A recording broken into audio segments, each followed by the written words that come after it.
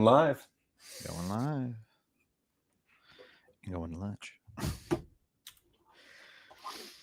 And we're in there like swimwear. I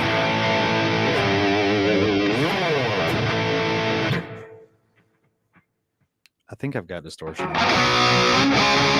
I do.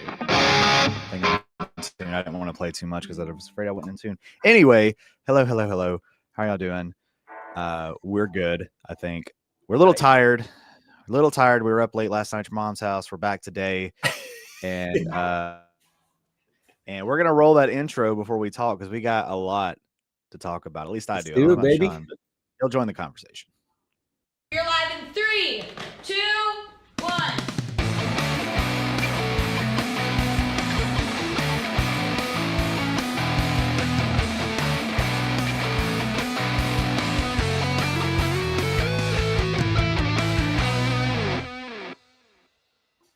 And there we go. We are back. Well, I'm back anyway. I'm back. There we Johnathan, go. Cool. Take a And I look at promise my you. Take a look at my room, bro. I know. I noticed it. It's I'm all- so clean. It's so like inviting and warm. Yeah, I got 2 chairs even. 2 chairs. Hey, that's how I am. I've got multiple chairs, but never anybody to sit in. That's right. 2 chairs. That's how I am. Just like, oh God, don't get me started on two things there. Atlanta native. Now I Atlanta promised you. native. There you go. I promise you we don't plan our guitar choices out.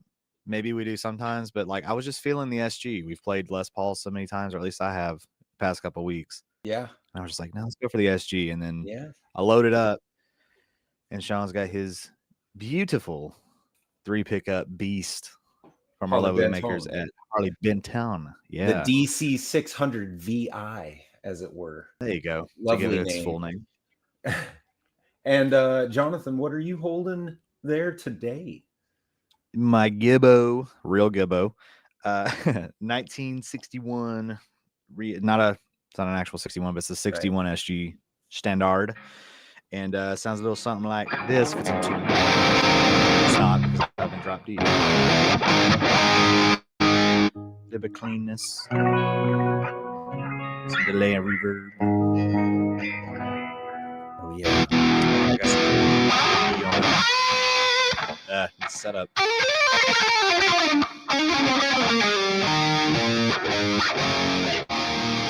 I've done everything but play guitar today, so I'm just getting into the spirit. Cold open.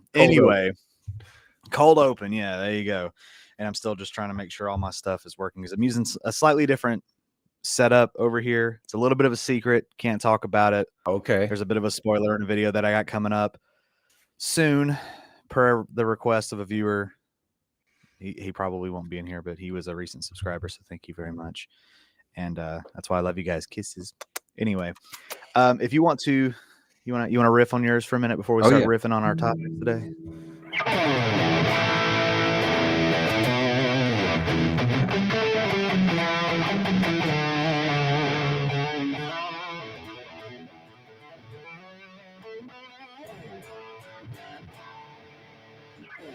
There she goes.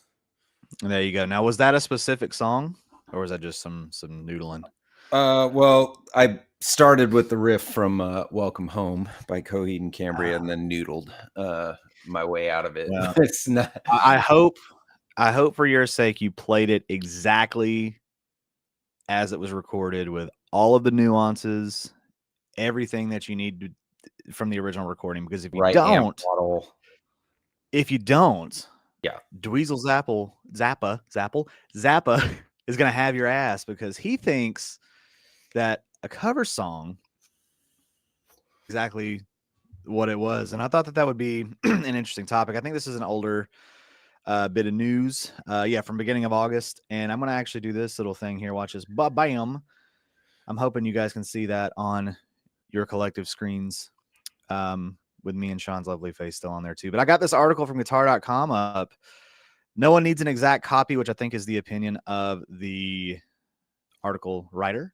Should guitar covers sound exactly like the original? Dweezil Zappa thinks so, but I'm not so sure. So I asked what you thought. And then it goes on to kind of talk about it. It essentially comes down to Dweezil Zappa thinks that people are lazy and they get they start to learn the song, go to record it. They get kind of in the ballpark of what it sounds like. And they're like, you know what? It's artistic expression. I'm going to do my own thing. And God forbid you do that. Yeah. You should never. You should You never. should do that. never. But my thoughts on it, I'm in the camp of like, look, if you're going to cover a song and it's going to sound exactly the same as the original recording exists. So just listen to that. And my thought too with that, and then I'll ask what you think, is the word itself, cover, is there to serve as like, oh, this song's unavailable, so we're going to play this to cover the fact that that song is on. You see what I'm saying? So to use the word cover, maybe it is a little misleading in some way. It's like, maybe this is our reimagining or our, whatever you want to call it, reinvention. I don't know. Why are we trying Use to a different bend words, words, dude? What, it's Right. like, do you have to bend my language to like make it palatable for you? I don't think Right. like, just real quick before we get into it, 2 yards, Jimmy Biter, McDrama Bear, greatest name on YouTube in my opinion, super funny. Welcome to the chat. And anybody else not chatting but also watching, thanks for being with us. As far as like,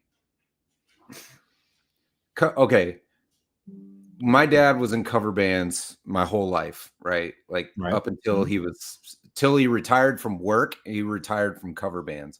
It's like, the funniest joke was always like, anytime they would try to play an original, which he has a full album of original music that he wrote. I like the songs. One of them's about me, and one of them's about my sister, and one's about my stepmom. Got one about my mom, and like they mean something to me. But like anytime they would play those, somebody would yell out invariably, "Play something you didn't write," because nobody at the bar came to watch a cover band play original tune. They want to hear shit they know, but they don't want to hear it on the jukebox. They want to hear a live band cover it. So like the cover should sound like your band playing a song that you didn't write. But they do want to hear a live band perform it, and they don't have money to go to the, freaking Rose Garden and watch. Like, they're at a bar, there's a cover band there. It shouldn't sound like the original. Like, it should just sound like your band playing a song you didn't write. We do have an interesting agreement on the other side. 2 yards, who writes basically definitely strictly original music, says, why do covers? It's already been done. I won't hack over someone else's. It's a waste of time for me. That's fair. If you're prolific like 2 yards is in writing, I'm not, then I totally get it. Now on my live streams, I don't typically play covers. Right. But in the online world, I mean, and you're going to get, a copyright strike. So and I don't necessarily care about that. I'm not making money from this, but I typically like just pulling up backing tracks that somebody else made and then noodling over top of it for 3 hours. But I don't know. What do you think? What's your stance on? I mean, I think you're probably closer to my thoughts than 2 yards, but I mean, what do you think? Yeah, I mean, if you're just doing a cover just to be like, maybe, I have this interesting vision of how the song maybe could have been, or maybe I always thought this part could be here, and I just want to see what it sounds like, or whatever. I mean, yeah, that's totally fine. I mean, realistically, anybody do what they want. I really don't care. Right. But just again, just have that opinion of like, yes, the song was great when it was recorded, right? Cool. Yeah, it's what made it great. But I mean, you think of it this way: when you're writing and recording your own music, you're never going to have a final product. You are, but you're always going to sit and say to yourself, like, man, I could have done this, man, I should have done. And that's why nothing gets done. That's why, even for me in Reaper, I've got tons of unfinished projects, or I've got tons of things that I could call done But I'm just like, no, because I want to go back and re-record this. I could play that, and that's just how it's going to be. That's where covers can kind of come in, and someone can say, I've got all the pieces. Yeah, I can, and I know the song front, back, left, right, whatever. I can throw this little part in there and re-record it to see how I want to, or maybe give it just an updated, flavor or whatever. yeah. So, I mean, that's me. I'm like, look, if you want to do it, by all means. But if you want the original, just listen to the original. Yeah. Songs are not anything like cars or like a physical product where it like will just go away if you use it too much. Like, we have the digital age, MP3s are there. You could play the MP3 24 hours a day on in a constant loop, and it's going to be there. It's, you know what I'm saying? Like, I know that's a weird way to look at it. That's just how I'm. Well, think about it this way. I was in, like, when you're a little kid in school, you do like a winter concert, right? So like you go to music and you work on these songs, and they're what they call standards. They buy the sheet music for all the students, and all the students learn Good King Wenceslas on recorder or whatever, right? Like, Right. so you learn these Christmas standards, or you learn, fall, like springtime standards. Like a lot of times at our school, they'll do like some springtime songs. They'll sprinkle in like a patriotic one, because a lot of times it's around Memorial Day or like whatever holiday. Anyway, Right. Veterans Day or something like that. So they'll learn like a song like that. Though that's a cover. You just sit there and like boo your own children for doing a cover because they didn't sound exactly like the original recording of the fucking national anthem or something like that. Like, no, Right. dude, like, you're not. It doesn't matter. Like, I think if you're going to do original music, this brings up Taylor Swift's album, her new album, right? I haven't listened to it, but I saw a TikTok on Instagram, because I'm an adult. So I don't watch actual TikTok. I just watch TikToks on Instagram. But like, I saw this TikTok where this gal was like playing the songs from the new Taylor Swift album, and then playing all of the songs that subsequently sound exactly like those Taylor Swift songs. So, there's one that sounds just like ABC by the Jackson 5. There's one that sounds just like a Jonas Brothers song, which also sounds just like an older, like, girl group song from the late 90s or something. Right. It's like all of it, even her original music, it's just fucking covers with different lyrics. Like, that's all it is. And so, that's why I can respect like bands that, you even mentioned this last week about or 2 weeks ago about why can't I remember the name of the band? Well, they did a Dio cover. They did a Kill Switch. Oh, Kill Switch. Yeah, Kill Switch. Even their new stuff just sounds like they're recycled. Oh, they're covering themselves. So like at some point, like, it's all been done. I respect 2 Yards because his original music is so good, and like just that, it's very original. But like in the same regard, like I could probably go through 2 Yards catalog and find where he was influenced by other music, because that's the way this shit works. Right. And if you're doing a cover, if you're in a cover band and you're doing covers, it's not like you're taking credit for writing anything. Yeah, I mean, well, if you cover a Led Zeppelin song that everybody knows, if you did a Stairway to Heaven cover, like, there's no way you can sit and say, I wrote this song. No, like, I mean, that's everybody knows that stuff. Like, it's all out in front of you. No, none of us are trying to pass our cover off as good or better than the original. That's not the way this shit works.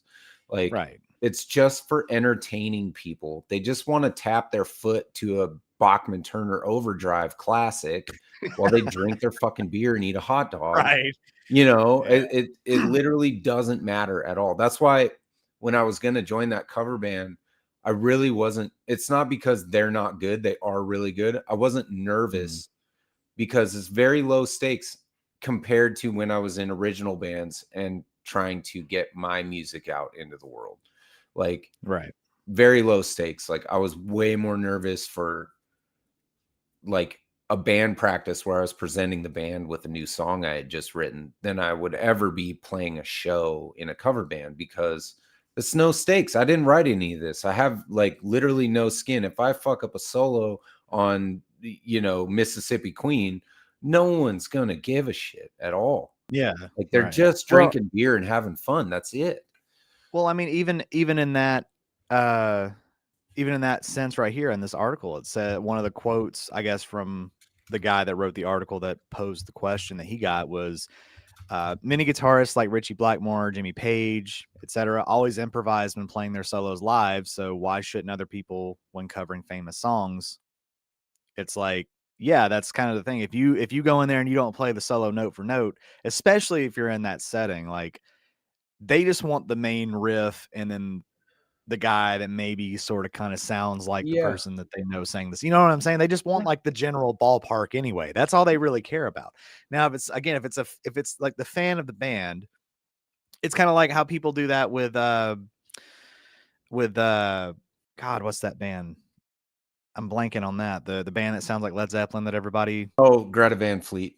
Greta Van Fleet, yeah. It's like how everybody says, "Oh, they sound exactly like Led Zeppelin," and I bet, and I'm not really a fan of them or like listen to them really, but I'm like, if they've ever covered a Led Zeppelin song, people would lose their collective minds. Yeah. Even though it would probably sound very similar to the original, Fucking damn as near it dead nuts. here, Yeah. right? I mean, Yeah. people would lose their mind because it's not the original or whatever. But it's like if they put the work into it.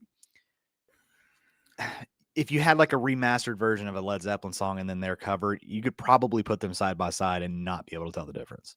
I mean, And I just say, except for the yeah, minute details. 100%, 100%. I always, I think we talked about them particularly because they do sound so much like, I mean, Gary Clark Jr.'s early albums sound like, he sounds like Jimi Hendrix, like in a way, like almost a Yeah. little bit better of a singer, but like he really channeled that like blues, and that's what these bands are doing. Like Nick Perry's album Terra Firma sounds like a Pink Floyd album, frankly. Like, they're doing that music that those bands are now too old and decrepit to do, and Yeah. like or unmotivated because they had their 15 minutes, and it's just like, plus like nobody wants to go see like the Rolling Stones like get wheeled out on a stretcher every night after their show. Like, they want a Yeah. new band that embodies what the Rolling Stones did, because we're vain as a society or whatever. I mean, it's not like it's anybody's fault, and I don't mean to like speak ill of the Rolling Stone. I saw Paul McCartney in his 60s, and he was ripping, dude. It was awesome. But like at the same Yeah. time, it's like, wouldn't it be great if there was a band out there that was like the Beatles doing that kind of music? Right. Like, in youth, because youth and exuberance is fun in music. It just is.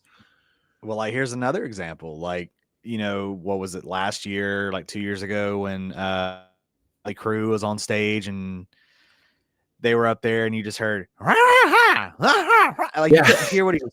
I mean, that's literally what it was. You couldn't understand. And it's like, why would you, if he is at the point where he can't sing his own songs anymore, why would you not just have somebody else sing it and it be like close enough and like call it a cover or whatever?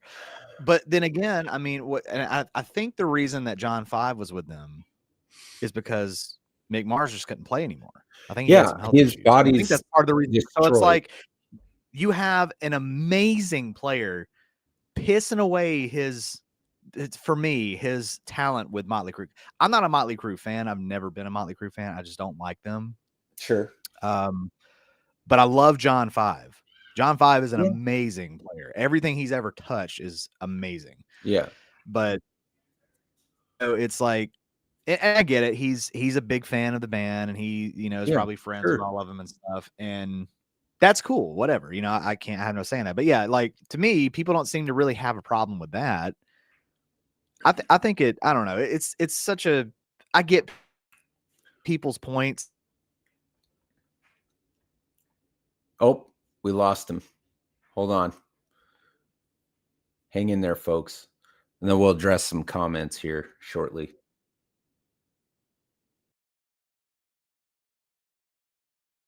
Yeah. You cut out To there me, for a anyway. minute.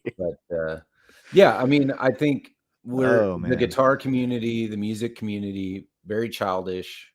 You know, in a lot of ways, we're childish about tone wood, and we're gear snobs, and you know, Hey, Sean, I think you cut out.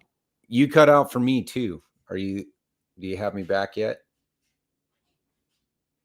I've got Johnathan back, but he doesn't Hello? have me. Are you there? I can't hear you. Can you see me? No, I see you talking, but I still can't hear you. It just cut out. Okay. Give it a Weird. sec. Would it be Onlyfrets if we didn't have one technical issue? We need to have something. Hang on, boys. You can still hear me though, right? I can hear you. Okay, yeah, I saw you say I can hear. Okay, the what? Yep. Oh my god. Let's see what my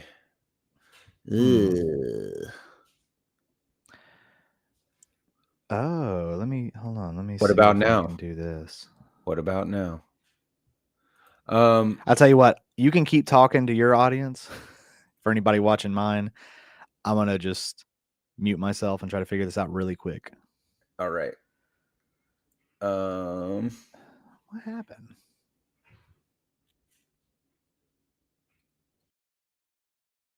Come on. What about now?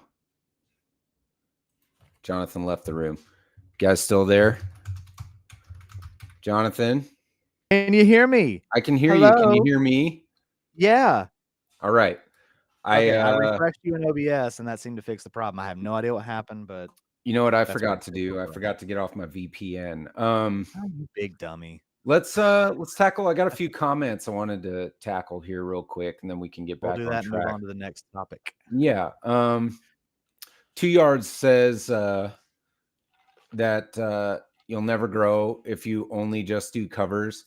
I think that's true if you're saying only. So like to me, Yeah. I only did originals for a long time. And then when I started doing some cover work like on my own, I actually grew as an artist. My playing got better because I was forced to learn techniques that better players can do. So I think it goes both ways.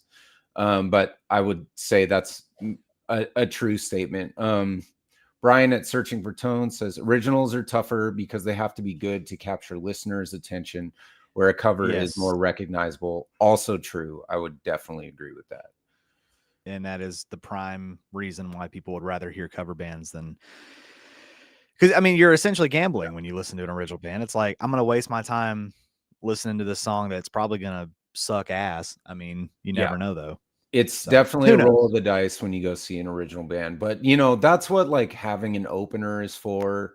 When bigger bands are on tour, is to get unrecognizable music to become recognizable. So, I mean, I think there are mechanisms for that. McDrama Bear says, as long as it sounds good, people will dance and enjoy original music. We just have to have the humility to know that it's a high bar. And yeah, I mean, if you don't know that your song is not catchy, then it's going to be tough. I mean, like, look at, you know, we talked about Coheed and Cambria earlier. Their road was so long to getting Second Stage Turbine Blade, which is their first album, like to getting that song. God, what's it called? Jersey bound down the street, the corner boy. It's really catchy, but even as a catchy song, like it took so long for them to get, oh man, we lost Johnathan again, to get recognizable. So I think if you're prepared for the road ahead, you can grind it out and sort of beat your music into people's head. My Pearson Hyper B has debunked Tonewood in my mind. Very nice. Yeah. That's what you get for not liking Motley Crue. That's right. Anyway, when Johnathan makes his way back, we'll continue with the next topic.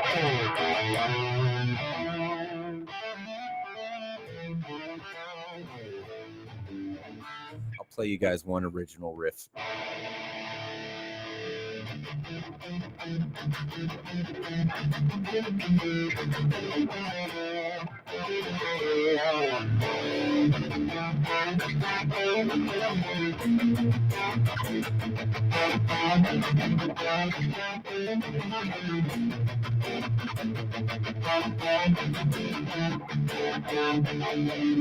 How'd it go? Are you there? I think so.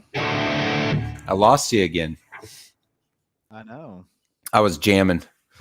Well, we kind of sorted out all of the comments. So what's our next topic there, sir? First topic should be that I can't see you on my link from you. But in the meantime, oh, wait, there we go. You're good. You're good.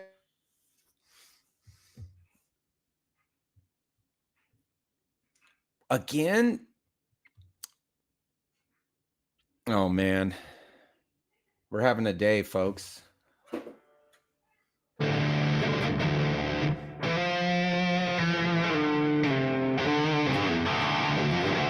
You're back. You're back. You're back. I'm anyway, back. I don't know what's going on. We're having a day. It's disconnecting and yeah. It Anyway, never goes around here, bro. Well, let's just go ahead and start because I was trying to do like creative lead-ins and stuff, but fuck all that, I guess. Anyway, since we were talking about Coheed Cambria, if you don't follow Claudio Sanchez and Coheed Cambria on Instagram, you may have missed this. The jackhammer. The jackhammer. Look at that. It's sexy so beast sick, right dude. there.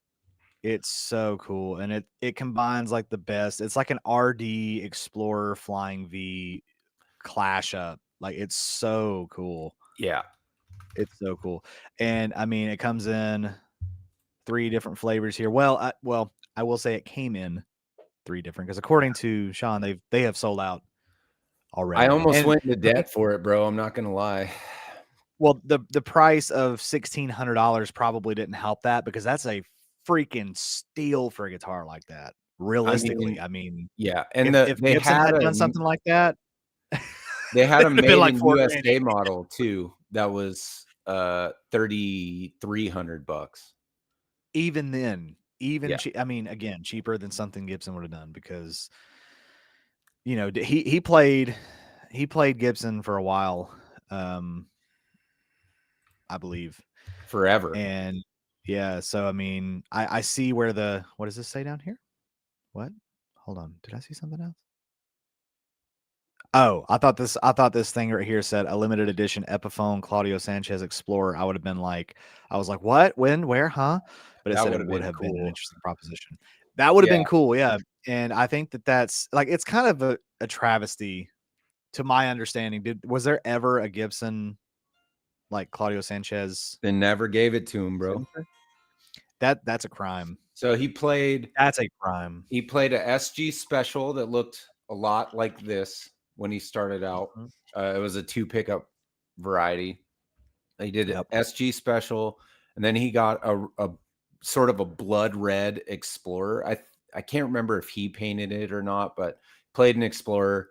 When I bought a DVD back in the day of them playing at the Bowery in New York City over a 3-night. They played all their albums front to back at the time. I think they had 3 albums, and just an epic concert. And he played a black Explorer. He played a double neck SG on. Yeah, that's what I remember him playing. Yeah, he plays a double neck SG on Welcome Home. Yep. And then like he had a white SG that looked even more like this later on. It was one of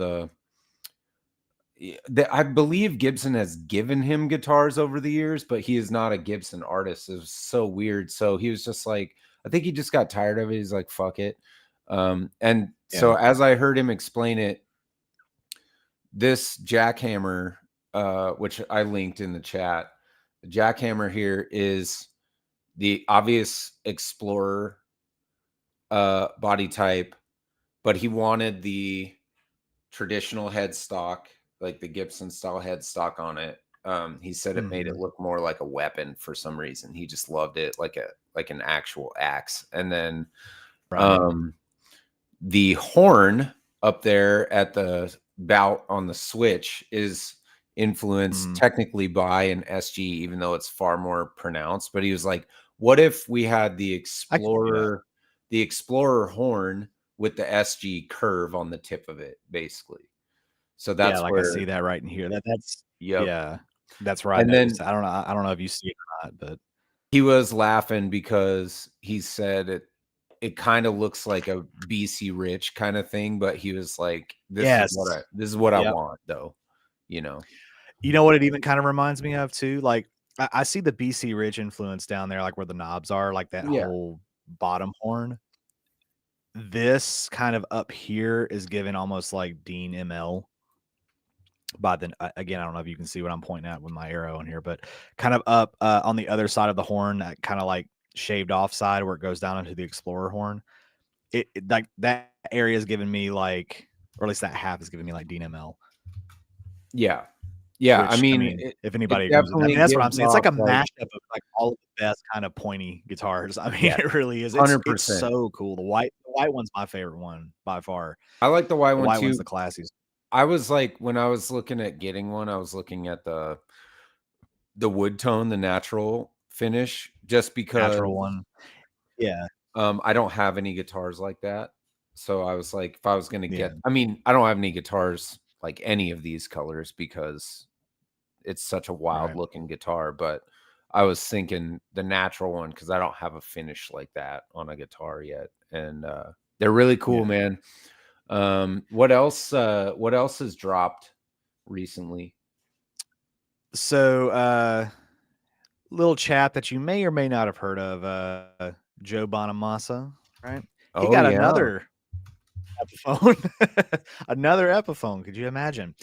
On Joe Bonamassa's website here, he's got a 59 Epiphone Les Paul Custom Antique Ebony. So it's essentially just like a black Les Paul Custom. It's got the Kalamazoo headstock on it, interestingly enough. Yep. With like yellow, like the age yellow binding. And of course, on Joe Bonamassa's website, you can get the one that has the Joe Bonamassa signature on the fretboard, which I kind of like. Like, I'm not big enough of a Joe Bonamassa fan to get one of those, but it's still cool. But yeah, it's got like, mahogany body, mahogany neck, all that kind of stuff. 59 rounded, medium C neck, ebony fretboard. Yeah. Custom diamond inlay up there, Graphtec nut. Interestingly, though, so I looked at the price, and this is me going based off of the SG that they did a little while back. I think he did like the red triple pickup SG.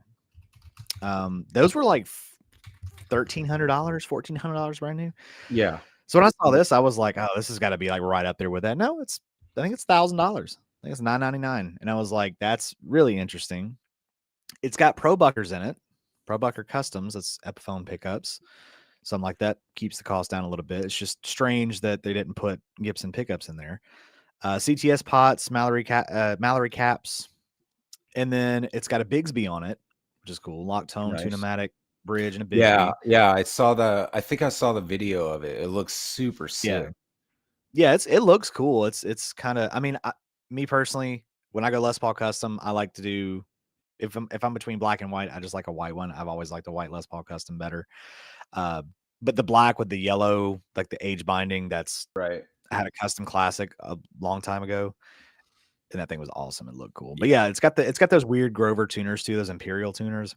Not a big fan of those, but hey, it is what it is. And then it comes with a hard shell case and a COA and all that kind of stuff. So I mean, it's cool. For $999, I think it's one of those things that obviously when you start to see them used right after, if it's a limited edition thing, yep, they're going to skyrocket in price. They're going to be $2,000 easy because it's a Joe boat, and that's just how they work.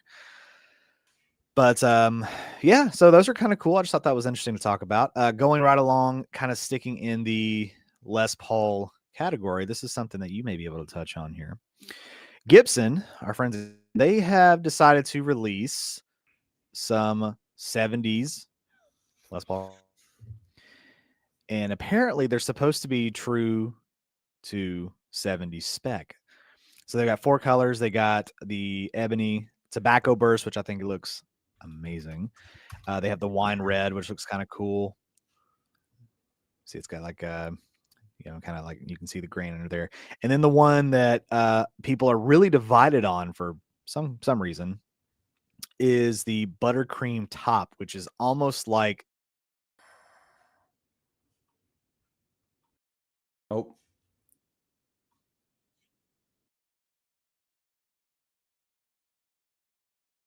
stellar. Sure. But I mean, like, look at this right here for people on my stream. If you can even hear me, I had someone say that I didn't have audio, but I'm going back. with it. We have a volute. They put the volute. Where's the yeah. And where are those at? I want to look at them with you. I'm just on Gibson's website. Oh, okay. I'm looking for and they come in at there. a sultry $4,000. So they're $4,000, but mahogany body, 3-piece, plain maple top, maple neck, 70s profile, which was the one thing that a lot of people were like, what is the 70s profile? I watched an Aggifish video earlier, and he was like, what the hell is the 70s profile? You know, is that like true 70s, or is that something like kind of funky that y'all are doing? Ebony fretboard, mother pearl block inlays, kind of all the. It's got T-type pickups in it though. Oh, here they are. Cool. Les Paul custom 70s. Huh. Yeah. So I figured with that one, since I mean, I know you don't have a custom, but you have the deluxe. Yeah. And I don't know if these have the pancake bodies or not. I haven't heard anything about that or anything, but let's see. Probably not.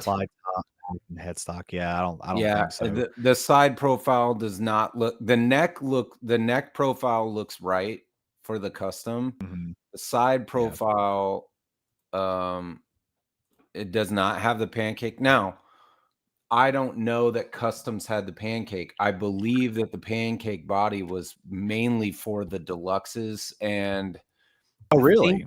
I think the Kalamazoo factory, the Kalamazoo did a pancake, and the pancake body was only for a couple of years in the 70s. It wasn't throughout. Mine's a 78.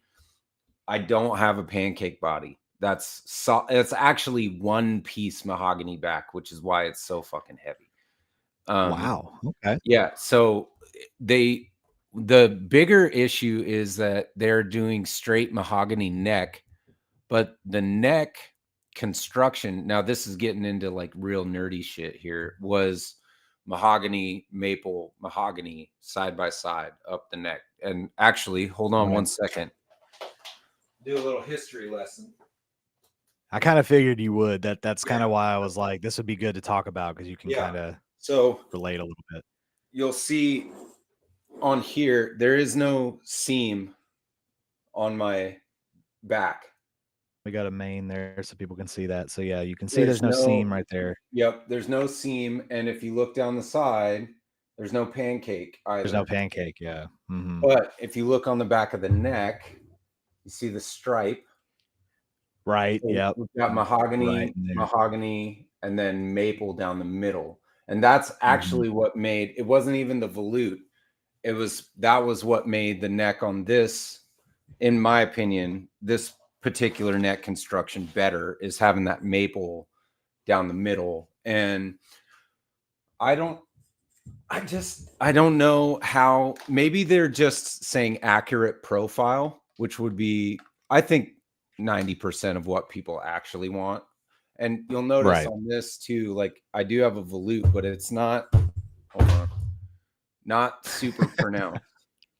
Right. Like, it's pretty small. Whereas the one that I'm seeing in the photos here looks rather pronounced. Huge volute. And that was indicative of early 70s construction. So it just depends on what era they're going for, what model they sort of used. to, base this off of.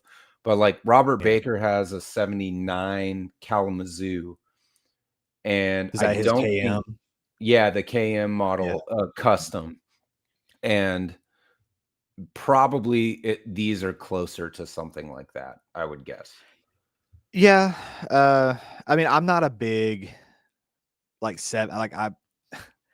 I don't know why I've never explored the 70s era of Gibson, just because I think it's because I've always heard that they were just kind of garbage. So I'm just like, oh, okay, we're just gonna forget. I kind of did what Gibson has always done and just said it happened, but we're just gonna forget about it, kind of thing. We're not gonna talk about that. But I mean, I gotta say, as I've started to, and again, Agafish kind of, because he loves them, right? He's Big like, I bought 70s Husks guy. and stuff, and before they blew up because Adam Jones came out with his stuff. Yep. Now everybody wants the real thing because they're good all of a sudden. I mean, I personally looking into it, I mean, the volute, great. I don't know why every Les Paul doesn't have a volute on it. Honestly, even all the SGs, like I don't understand why there's no volute on modern ones. Why is that not a modern feature? It is on every car that's like this. Why not?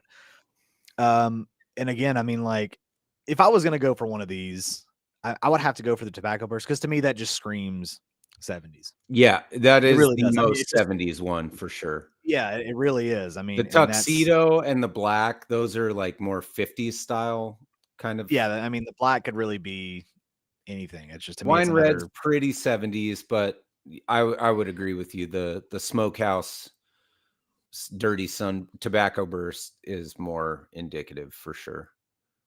Right. Now, I will say this. I wanted to ask you with yours, is your neck profile, is it like really thin? Super thin. Hold on. Is it? Okay. Because Yeah. that's what I kind of understood from Agafish when I watched his video earlier. He's like, the 70s Les Pauls have like damn near identical to some ESP, like Eclipse neck that he likes, like a Japanese one or whatever, like he's got, and he's like, they're awesome. Now, me personally, I like a thicker neck. Yeah. So I'm probably going to be like, it's too thin, but this is the SG is a chunkier neck profile. I don't know. Yeah, like it's visible. Yeah. Yeah. And this one, I don't know what the burst, if you can. No, you can see it against your thinner. Against your shirt. You can actually see it. It's helping a lot that you have a darker shirt on. Yeah.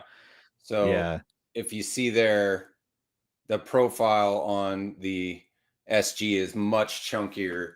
It's basically, think of like where the volute is like the thickness straight down. So that carve there it's that much thinner. It's probably like, I don't know, a quarter of an inch thinner on the profile. And personally, we all know my story with this guitar, but it really is just like a perfect, I don't know. I can see why people were turned off by 70s because they are so much different.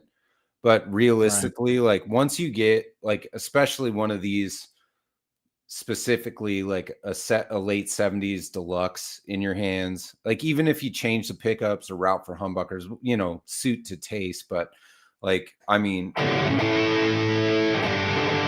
it is the most playable guitar neck, dude. I think even you liking a chunky neck would still find a real 70s Les Paul. I don't know if they do the low wide frets on these customs. That's another thing that needs to be taken into account, because the frets on these are like non-existent. You barely have to press. right. And people don't like that, but I always loved it about this guitar, like how easy it was to play. Ah, crap. We lost Johnathan again. What are you guys saying? 50s baseball neck and all my Gibsons. Yeah, I mean, a lot of people love that. You see, that's totally fair. Oh, you're back. Yeah. You got me? Still having audio issues on my end, apparently. I have a bunch of people in my comments saying that there's no audio on my end. So I made some changes. I'm hoping that maybe they can hear me now. I don't. Yeah. No one said anything yet. We got you over here on SPG, so. Yeah, I'll have to run some tests after this live stream and see what the audio issue is. I think I have an idea, but I mean, I'm peeking out over here. I can see it, so I don't know. Nice. Anyway, yeah. So I mean, I want to try like a legit 70s, and I may, if I can, at some point in time, head out to a guitar shop and see if I can't get my hands on one of these. I doubt it. I highly They doubt can be I'll be able to go see one of expensive. these. Yeah. Yeah, but I mean, if you go to the right Guitar Center, I mean, I've gone in there as of late and seen, $4,000 Les Pauls just haphazardly sat on a stand instead of up on the wall where they should be. And I'm just like, Yeah, okay. right.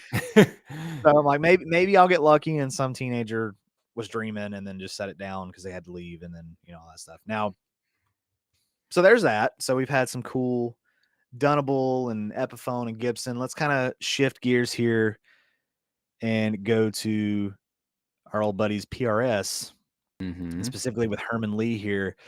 So the Clio, do you know about the Clio? No.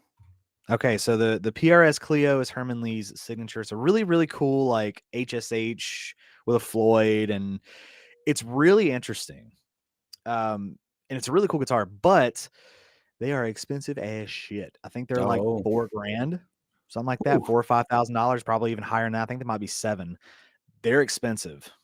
Dang. In fact, I want to get a solid number. So we're gonna go to Sweetwater here and see, not Sweet Tater, Sweetwater.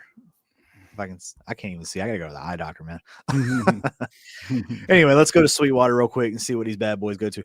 Either way, while I'm doing that, what they did naturally is they released a SE version.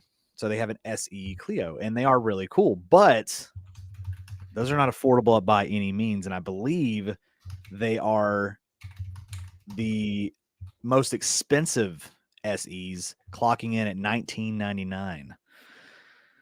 I saw that. I saw that they had a really expensive SE. What the hell are they doing, man? Yeah, so they have, it is $2,000 for an SE. That is the most expensive one I have seen thus far. But it's really cool. It is really, really cool. Now, again, I'm not like, I like Dragonfly.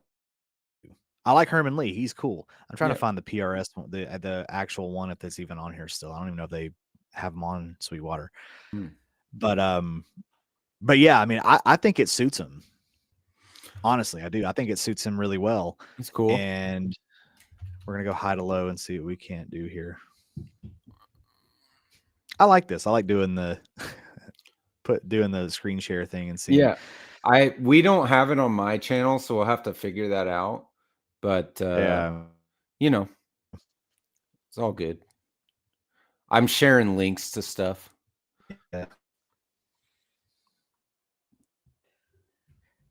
Hey, they say they can hear me. Cool. Nice. But it's pretty low. Okay. Cool. Well, I'll jack up my mic. I'll yell. I'll talk really loud. What the I don't see it on here. But anyway.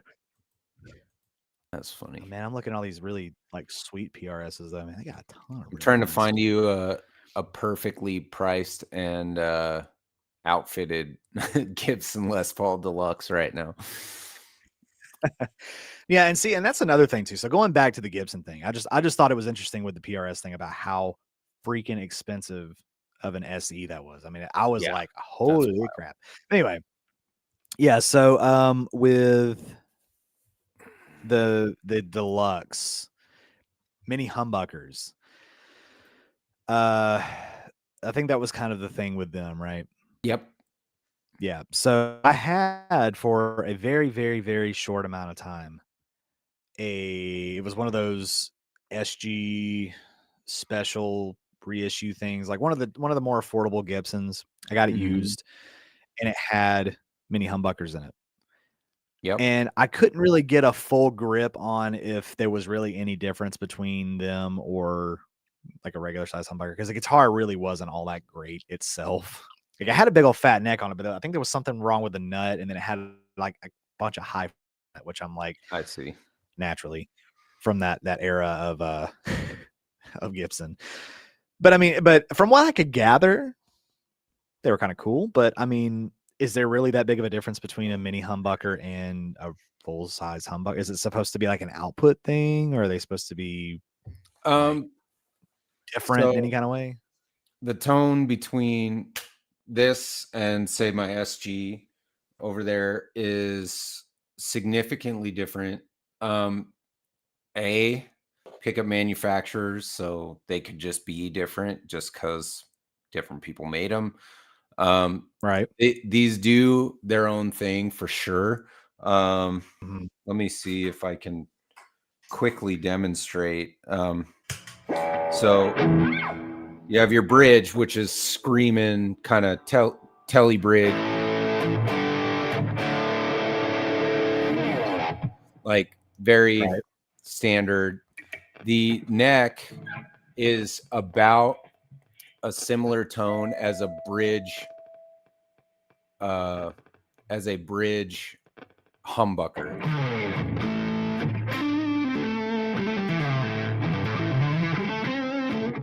So that kind of sounds PAF-ish in the neck. And then the Yeah. middle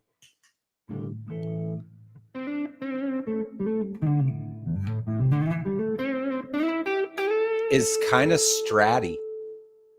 Yeah, I So was gonna say it sounds like Stratty with like some tone rolled off. That sounds really yeah. nice. So they're very they're more versatile than I think people realize, because if I'm clean and I go to the bridge, it's thin. It's like really wishy-washy thin. I don't like, if I'm playing clean on this guitar, I'm in the neck or Right. the middle, because even the neck is, see how that kind of sounds like a bridge humbucker on your normal on your normal Les Paul. Yeah. But Right. the magic is this middle,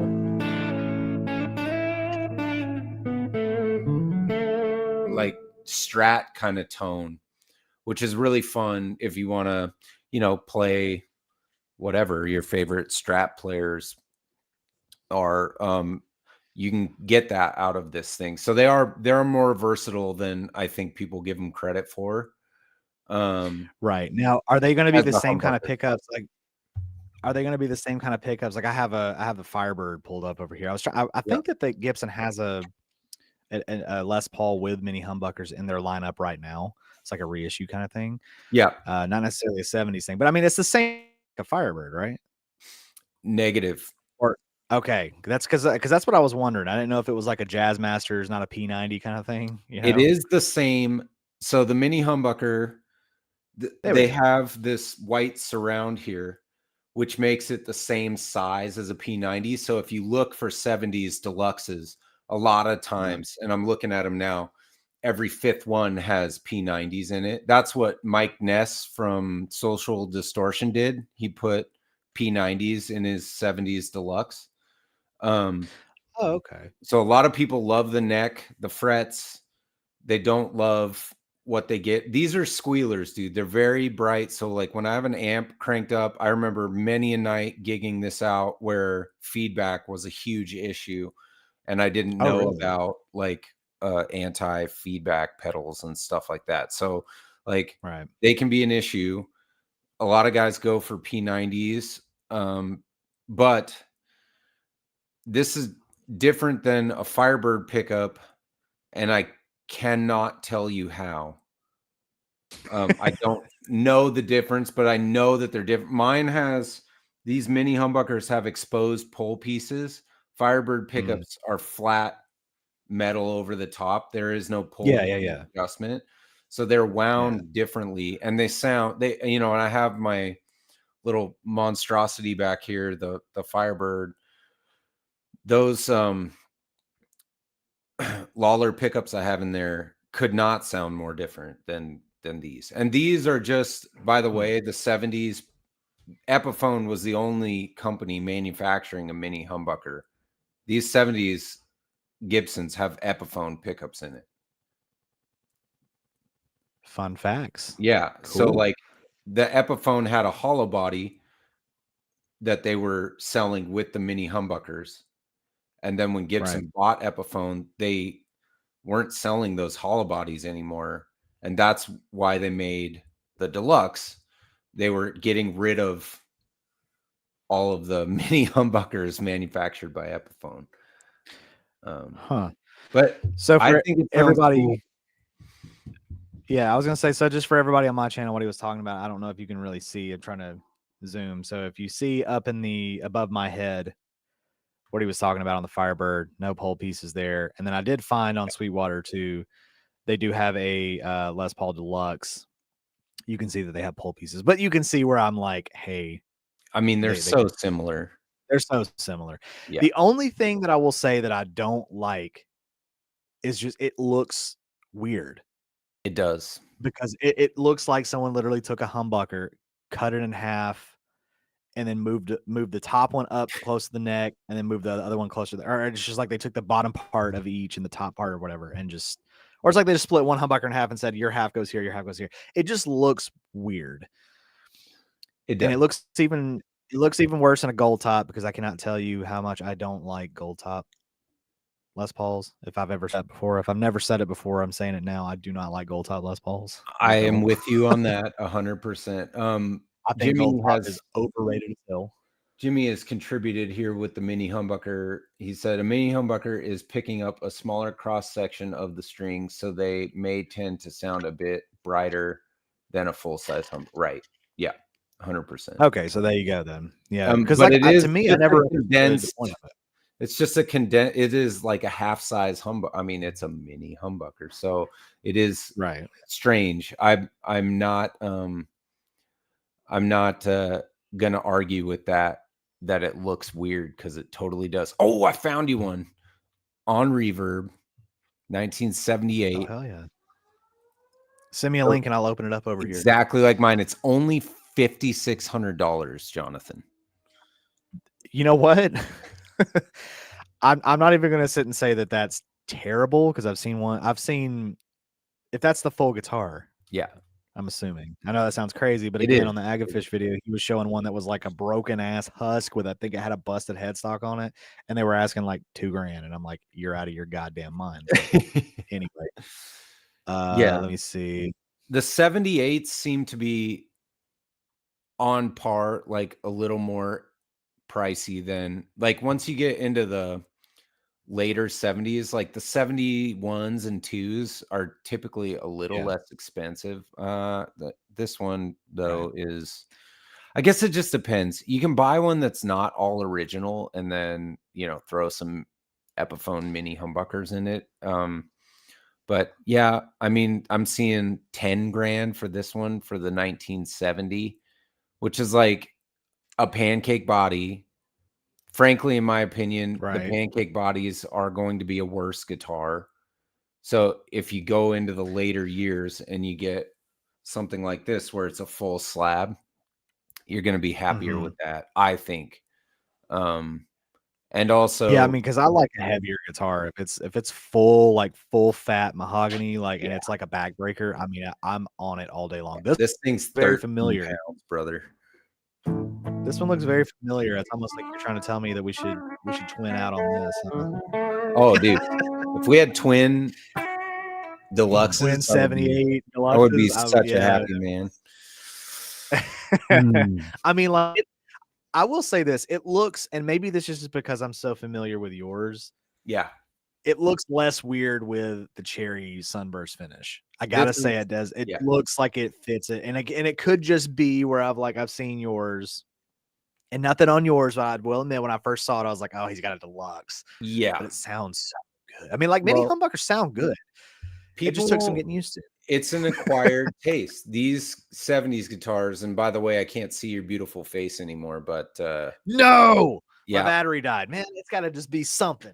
That's okay. We have to wrap it up. Your boy has a dentist appointment. I need to go get my teeth cleaned. Oh, that's fun. Yeah, but anyway, yeah, I think we gotta call it anyway. But yeah, maybe, excuse me, maybe the next new guitar day, we'll read each other's mind, and you'll be playing it, and I'll pop up there, and I'll be like, "Look what I got!" Oh, that would be so great. I would love to. Obviously, we can't just go over to each other's houses and, like, play each other's guitars or anything. It would be cool to see It's an what you expensive trip, think. my friend. You know what I mean? Someday we'll have to do a live in-person Onlyfrets podcast, but for now, like, it would be cool to see how you feel about this guitar in your hand, in your Right. lap. Like, I'm interested in your opinion on the neck and the frets and, the mini humbuckers properly installed in a, proper Les Paul. Like, it would be cool to just hear your opinion of it. And it would be even funnier if you fucking hated it. Like, that would Right. even be Like, I came all this way for this shit. that would be more expected, honestly, because I can't tell you how many people don't like these guitars, but everybody I've let play mine is like, damn, like Right. all my band members, like everybody I've like been in contact with about playing guitar has loved this particular one. But I haven't known anybody Right. who's bought like a different one and played it. So it In would be interesting. interestingly, I think that other one, just two things. The other one was from the UK, so I think it's a little more expensive because Oh yeah, it's sure. international. I've noticed that the second that you go to like 1980, or like I got an 81 right here that looks exactly like the one you just showed me, Yep. but it is like almost $2,000 cheaper. Yeah, yeah, the 80s models are cheaper because they're technically not a Norlin era anymore, I think.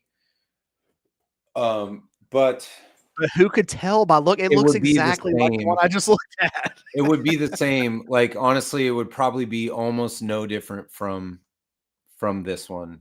Because you have to think about like production capabilities. A lot of what they did was like manufactured this stuff and then it would take years to assemble them all. So, Right. the difference between a 78, 79, 80, 81 is probably almost nothing.